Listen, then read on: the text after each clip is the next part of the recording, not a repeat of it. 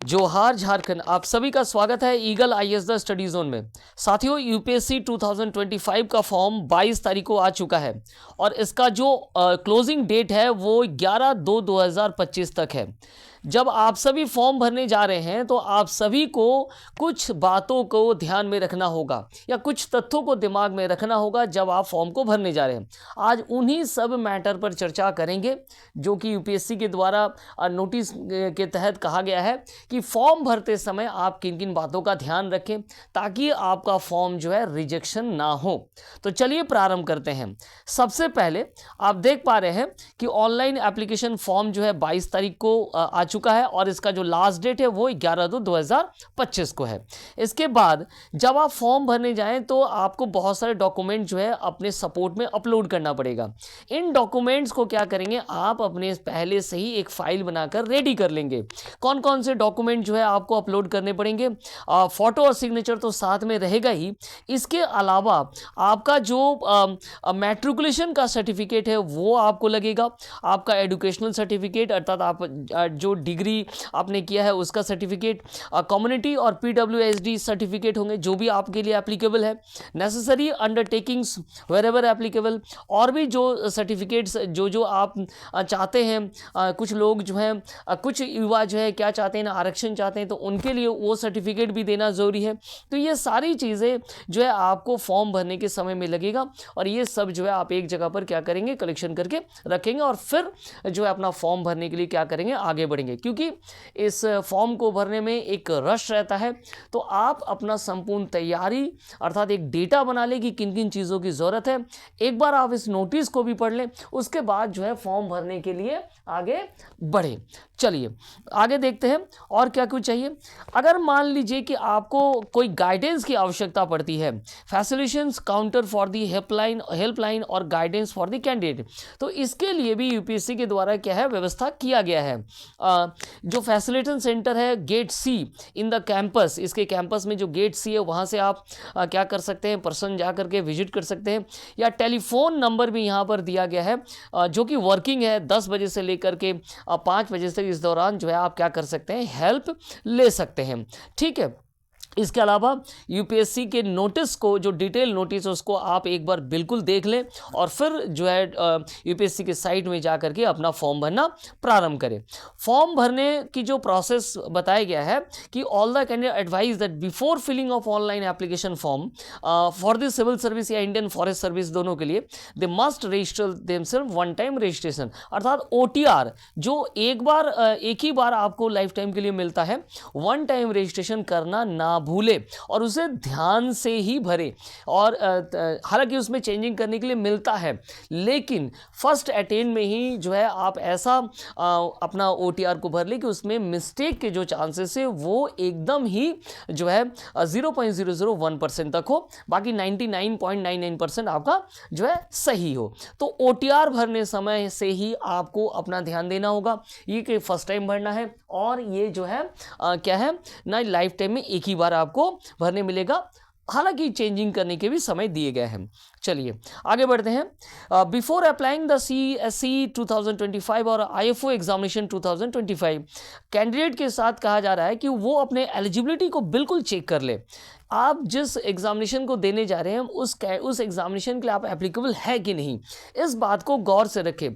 क्योंकि समय समय पर जो है आयोग के द्वारा आपकी इन प्रमाण पत्रों की जांच की जाएगी और एक बार आप आगे बढ़ गए, आपका मेहनत आपने, मान लो आपने जो है आप आगे बढ़ चुके और फिर अगर आपका कैंडिडेट कैंसिल हो जाए तो ये क्या होगा, बहुत ही आपके साथ बुरा हो जाएगा। तो इस बात का ध्यान बिल्कुल रखिएगा कि आप जिस एग्जामिनेशन के लिए बैठ रहे हैं आप उसके लिए क्या एलिजिबल है कि नहीं। खास करके मिनिमम जो एजुकेशनल क्वालिफिकेशंस है उसके बारे में कहा गया है, उसे आप अपना मैच करवा लें। ठीक है, चलिए आगे बढ़ते हैं।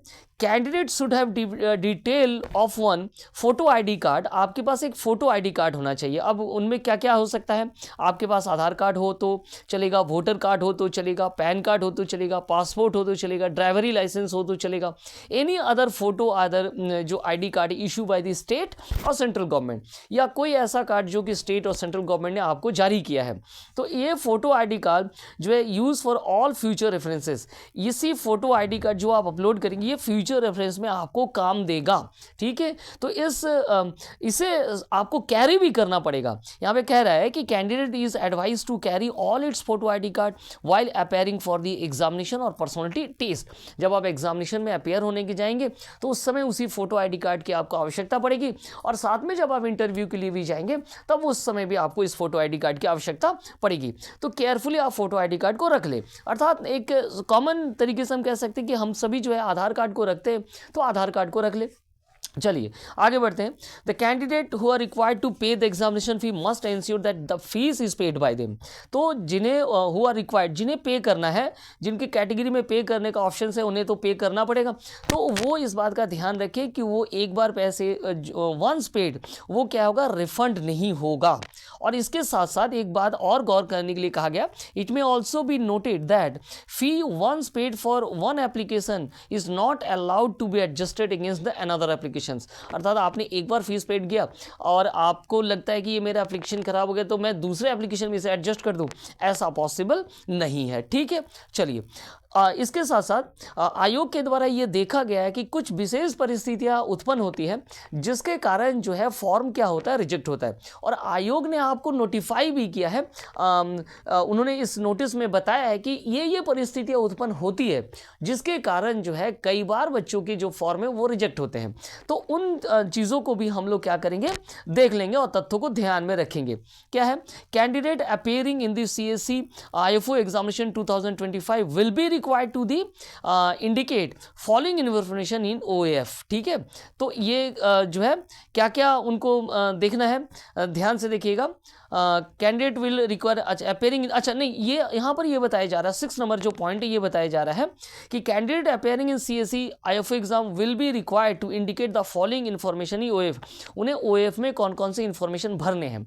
रिजेक्शन का जो मैटर है वो भी आपको जो है यहाँ पर दिया हुआ है, वो पॉइंट नंबर 10 में दिया है, जिसको लेकर के हम अभी जो है इसके बाद ही डिस्कशन करेंगे। चलिए, तो कौन कौन से पॉइंट है जो कि आपको जब आप OAF में भरेंगे तो आपके दिमाग में रहना चाहिए। सबसे पहले detail of the examination centre for civil service main examination and Indian forest service main examination if opted. ठीक है, तो जो आपका जो एग्जामिनेशन सेंटर है उसको आपको क्या करना पड़ेगा, भरना पड़ेगा, उसके डिटेल को भरना पड़ेगा। ठीक है, detail of the examination centre, याद रखिएगा इस बात को। Optional subject to be selected for the examination, आप कौन से ऑप्शनल सब्जेक्ट को सेलेक्ट कर रहे हैं एग्जामिनेशन के लिए। ठीक है, मीडियम ऑफ द एग्जामिनेशन, आप किस मीडियम में सिविल सर्विस मेन एग्जामिनेशन देना चाहते हैं उस बात को भी आप ध्यान में रखेंगे। Medium of examination for optional subject if she chooses any, Indian language as the medium of examination for civil service main examination. एक तो medium of examination for optional subject, ये आपको याद रखना होगा। अगर आपने किसी इंडियन लैंग्वेजेस को चुना है तो वो भी आपको ध्यान में रखना होगा। Compulsory Indian language for civil service main examination, जो कंपलसरी अगर आप लैंग्वेज पेपर ले रहे हैं तो उसे भी याद रखिएगा कि आपने क्या चूज किया हुआ है। सर्विस प्रेफरेंस और सिविल सर्विस एग्जामिनेशन, आपने कौन कौन सा सर्विस प्रेफरेंस दिया हुआ है उसे भी आपको ध्यान में रखना होगा। तो जो कैंडिडेट अपेयर होने के लिए जा रहे हैं वो इन सभी बातों का ध्यान रखेंगे। एक बार फिर से रिकॉल कर लेते हैं, सेंटर जो एग्जामिनेशन सेंटर होगा उसे याद रखना है, ऑप्शनल पेपर को याद रखना है, मीडियम ऑफ एग्जामिनेशन को याद रखना है जिसपे आप मेंस एग्जामिनेशन देंगे, medium of examination for optional paper में जो आप मीडियम एग्जामिनेशन अर्थात ऑप्शनल पेपर, सपोज आपने हिस्ट्री लिया, आप उसे किस में देना चाहते हैं, इंग्लिश में देना चाहते हैं या कौन से इंडियन लैंग्वेजेस में देना चाहते हैं, वो आपको ध्यान में होना चाहिए। कंपलसरी पेपर जो है इंडियन लैंग्वेजेस का वो आपने कौन सा रखा हुआ है, और सर्विस प्रेफरेंस ये भी दिमाग में आपको रखना होगा। इन बातों का खास करके जब आप वो भरेंगे तो इन्हें दिमाग में रख करके आप फॉर्म को भरेंगे। ठीक है, पॉइंट नंबर 7 यहां पर कहा गया है कि application form candidate should carefully decide about her choice of centre. आप जो चॉइस ऑफ सेंटर करें उसे आप बहुत ही केयरफुली चूज करेंगे। अगर किसी कैंडिडेट ने कोई अदर सेंटर पर चले जाते हैं, अर्थात आपके जो एडमिट कार्ड है वहाँ पर मान लीजिए कि सेंटर कहीं और है और आप किसी और सेंटर पर चले जाते हैं तो आपको जो है आपका कैंडिडेट क्या होगा, कैंसिलेशन की ओर आगे बढ़ाया जाएगा। ठीक है, suitable provision for information regarding, चलिए आगे बढ़ते हैं। पॉइंट नंबर 10 की और डिस्कशन कर लेते हैं। The experience of common commission UPSC shows the major rejection happens. Commission कह रहा है कि कुछ ऐसे पॉइंट्स हैं जिसमें देखा गया है कि बच्चों के द्वारा गलती होने के बाद जो है क्या होता है ना, फॉर्म उनका रिजेक्ट हो जाता है। और उन पॉइंट को आप सभी को नोटेट करने के लिए जो है कमीशन ने उन पॉइंट को भी क्या किया यहाँ पर डिस्क्राइब किए हैं, तो उन सबको देख लेते हैं। पहला पॉइंट है application being rejected on the grounds of bad quality of submitted photograph. जो फोटोग्राफ आप दे रहे हो वो बैड क्वालिटी का है। एक तो 10 दिन के अंदर होना चाहिए। रिसेंट फोटोग्राफ आपको क्या करना होगा, आपको इस OAF के भरने के टाइम में आपको देना होगा। साथ में being rejected on the grounds of the quality of submitted signature. जो सिग्नेचर आप दे रहे हैं ऐसा सिग्नेचर ना करें जो आगे आप जब एग्जामिनेशन देने जाएंगे उस वक्त वो दोनों मैच ना करें। तो सिग्नेचर की क्वालिटी भी ठीक ठाक आप रखें ताकि स्पष्ट रूप से सारी चीज़ें दिखे। साथ में ground swapping of photograph with that of signature, अर्थात फोटोग्राफ और सिग्नेचर में अदला बदली का सिचुएशन ना हो।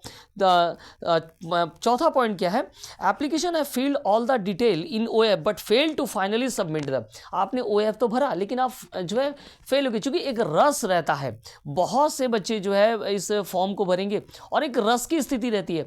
आपने OAF तो भर लिया और लेकिन OAF को आप सबमिट नहीं कर पाए, उस स्थिति में जो है आपका क्या हो गया ना, आपका एप्लीकेशन जो है वो फेल हो सकता है। ठीक है, ध्यान में रखिए, या रिजेक्शन की ओर जा सकता है।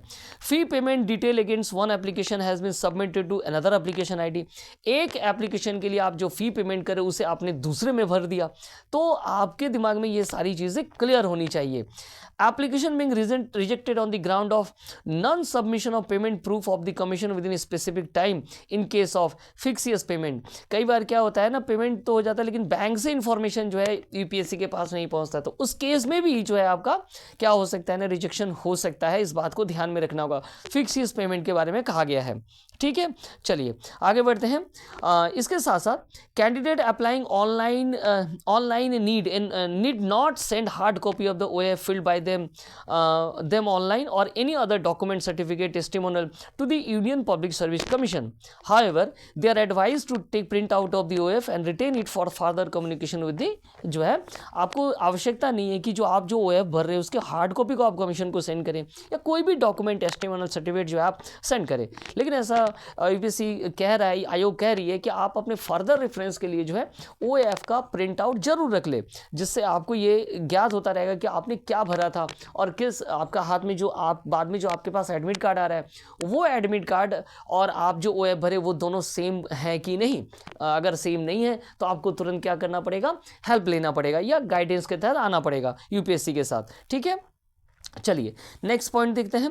The candidate applying for examination should ensure that they fulfil all eligibility condition. इस कंडीशंस को दो पूर्व में भी उठाया गया, नोटिस में दिखाया गया कि जो आपका एलिजिबल कंडीशन है, चाहे आप CSC के लिए भर रहे हो या IFOs के लिए भर रहे हो, उन दोनों ही केस में सबसे पहले आप इस कंडीशंस को देख ले कि आप क्या है, सेटिस्फाइड हो जाए कि आप एलिजिबल हैं। Mere issues of admission certificate to the candidate will not imply that his candidature has been finally cleared by the commission। अब एक ध्यान में ये भी कहा जा रहा है कि mayor issue of admission certificate, आपको एग्जामिनेशन में बैठने के देने का अर्थ ये नहीं है कि आपका जो फाइनली आपका कैंडिडेचर क्लियर हो गया।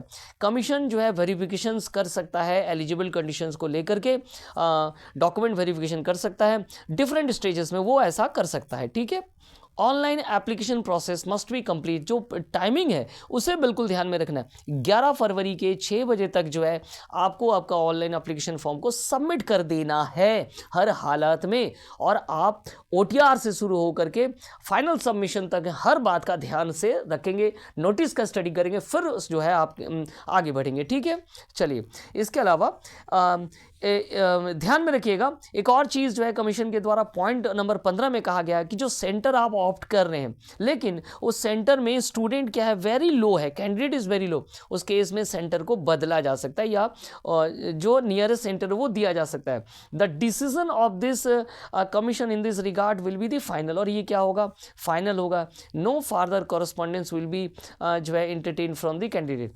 इन the interest of the coordinate and secure logistic the commission may not operate centers where the number of candidates is very low। जहाँ बहुत कम होगा वहाँ जो है वो सेंटर ना दे करके इन सच केसेस कमीशन में अलॉट द नियरेस्ट सेंटर, वो नियरेस्ट सेंटर को दे सकता है। ठीक है, इसके बाद आगे बढ़ते हैं। The centre and the dates of holding main examination as mention above are liable to change the description of the commission while every effort will be made allot candidate centre at his choice. तो प्रयास तो ये रहेगा कि जो आपने centre choice किया वही, लेकिन अगर किसी प्रकार का प्रॉब्लम हो तो वो कमीशन ही उसको क्या करेगा ना, हैंडल करेगा। ठीक है, चलिए। The candidate should note that under no circumstances they will be allowed to change optional subject. जो ऑप्शनल सब्जेक्ट है वो क्या होगा, चेंज नहीं होगा। इंडियन लैंग्वेज पेपर जो आप एक बार ऑप्ट करेंगे वो चेंज नहीं होगा।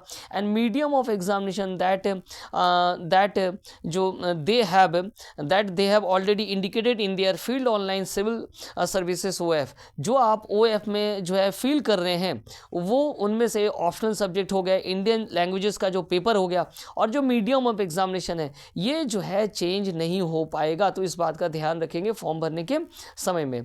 No request for withdrawal of candidature receive from a candidate after he or she has submitted his और हर एप्लीकेशन। एक बार आपने एप्लीकेशन को सबमिटेड कर दिया तो फिर उसे आप हटा नहीं सकते कि नहीं जो है मुझे विड्रॉल करना है, ऐसा पॉसिबल नहीं है। इसके अलावा 19 नंबर पॉइंट्स में क्या कहा गया है, if any candidate appears in an optional subject other than one indicate by the commission in an optional subject other than the one indicated by the commission, अर्थात ई एडमिट कार्ड में optional कुछ और है और आप किसी और ऑप्शनल पेपर को ले रहे हैं, ऑप्शनल सब्जेक्ट को ले रहे हैं, तो उस केस में इन इंडियन लैंग्वेजेस पेपर जो इंडियन लैंग्वेजेस का पेपर है और साथ में जो आपका ई एडमिट कार्ड में जो इशू किया गया है अगर वो भी डिफरेंट होता है, उन दोनों ही स्थिति में paper of such a candidate will not be evaluated, उनका पेपर जो एवल्यूटेड नहीं किया जाएगा and the candidate will be liable to be cancel, फिर वो क्या हो जाएगा ना, कैंसिल हो जाएगा। ठीक है, चलिए। तो ये सारी चीज़ें हैं जिनको क्या रखना होगा, बहुत ही ध्यान रखना होगा। इन बातों को ध्यान में रखते ही जो है आपको क्या करना पड़ेगा, OF ऑनलाइन एप्लीकेशन को क्या करना पड़ेगा ना, फील करना पड़ेगा। ठीक है, चलिए। इसके बाद आगे बढ़ते हुए कुछ चीज़ों को और देख लेते हैं। A candidate who claims to belong one of the schedule caste, schedule tribes और other backward classes should upload in support her claim और scan copy of certificate in prescribed format. जो एनेक्सर्स 2 और 3 में दिया हुआ है, जो प्रिस्क्राइब्ड फॉर्मेट में है, उनमें जो शेड्यूल जो SC हैं, जो ST हैं, अदर बैकवर्ड क्लासेस हैं, उनको भी क्या करना होगा ना, अपने सपोर्ट में जो है एक स्कैन कॉपी उनको अपलोड करना होगा। एनेक्चर 2 एनेक्चर 3 में उनका जो है इसी प्रिस्क्राइब्ड फॉर्मेट में देना होगा। और इसके लिए जो ऑफिसर रिकमेंड किया गया है, डिस्ट्रिक्ट ऑफिसर है, सब डिविजनल ऑफिसर और any other officer has indicated in the prescribed format of the district in which his और हर पेरेंट्स ऑर्डिनरी रिसाइड, या आपका जो हाँ घर है या आपके पेरेंट्स जहाँ रहते हैं वहाँ इन ऑफिसर से आपको जो है इशू होना चाहिए और उसी इशू के हिसाब से आपको क्या करना होगा, प्रिस्क्राइब्ड फॉर्मेट में आपको अपलोड करना पड़ेगा। ठीक है। ए candidate who claims reservation benefit under economically weaker section, जो इकोनॉमिकली EWS चाहते हैं उनको भी अपने जो है क्लेम में क्या करना होगा, स्कैन कॉपी देना होगा। Income and asset certificate in prescribed format जो एनेक्चर 4 में है। ठीक है, चलिए। अब कुछ यहाँ पर जो है डेट भी इशू किया गया है।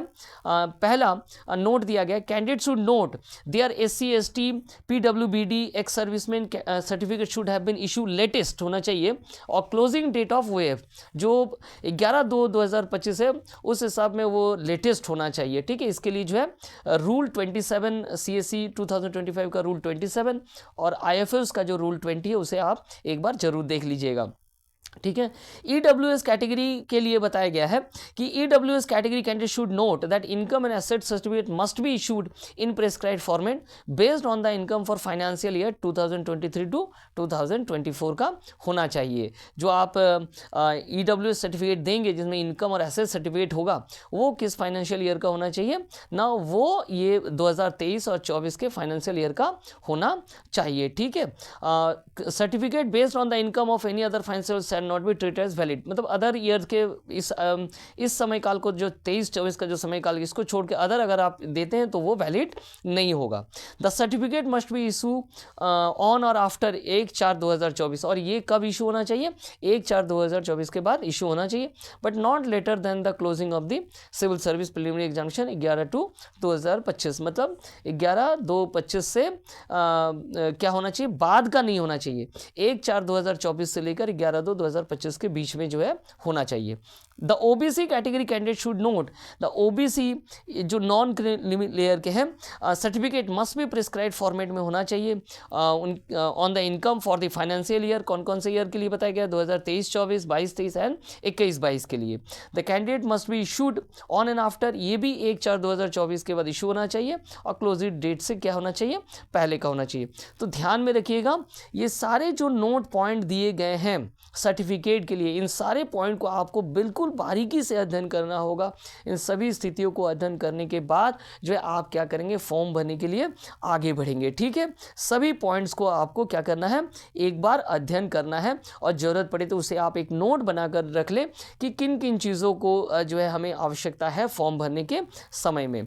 तो ये कुछ चीज़ें जो है याद रखिएगा कि आयोग के द्वारा जारी किया गया है कि फॉर्म भरने के समय इन बातों का जरूर ध्यान रखेंगे।